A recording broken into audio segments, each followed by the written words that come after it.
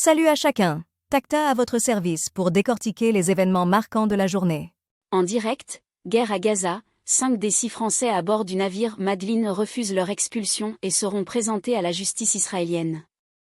Les 6 militants arrêtés par les autorités israéliennes ont reçu la visite de diplomates français, et l'un d'eux a accepté d'être expulsé, a annoncé le ministre des Affaires étrangères, Jean-Noël Barrot, sans préciser de qui il s'agissait.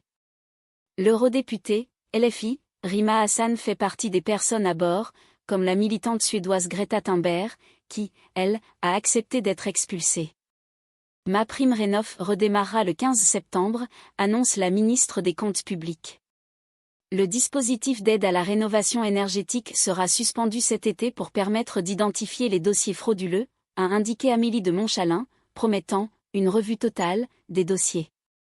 Haute-Marne, un collégien blesse gravement une surveillante au couteau, Elisabeth Borne se rend sur place.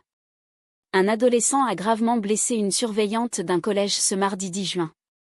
Les faits se sont déroulés alors que des gendarmes effectuaient un contrôle aux abords de l'établissement, indique la préfecture. En direct, guerre en Ukraine, des essaims de drones russes attaquent les villes d'Odessa et de Kiev. Selon les autorités locales des deux villes, plusieurs bâtiments résidentiels ont été touchés pendant la nuit de lundi à mardi. Au moins 2 personnes ont été tuées et 13 autres blessées. L'armée ukrainienne signale également une intensification des opérations russes sur le front sud.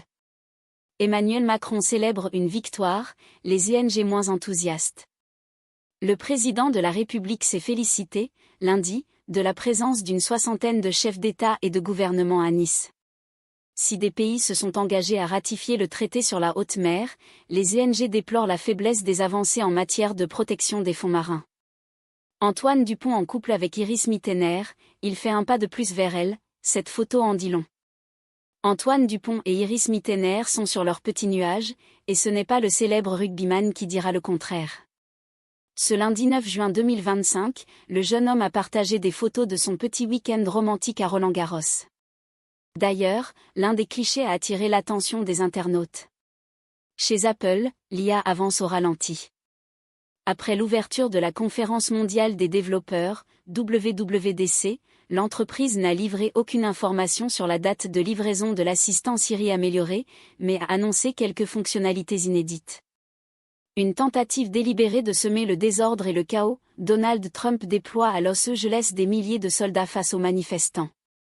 Le président américain a décidé lundi d'envoyer 700 marines et 2000 membres supplémentaires de la garde nationale qui s'ajoutent aux quelques 2100 déjà mobilisés dans la deuxième ville du pays, provoquant colère et incompréhension. Yémen, la marine israélienne a frappé le port yéménite de Hodeidah. Les rebelles houthistes comme l'État hébreu ont rapporté cette attaque, qui intervient au lendemain d'un appel de l'armée israélienne à évacuer 3 ports yéménites. Du jamais vu dans le pays depuis 60 ans. Le gouverneur de Californie, que Trump menace d'arrêter, parle désormais de « président dictatorial ».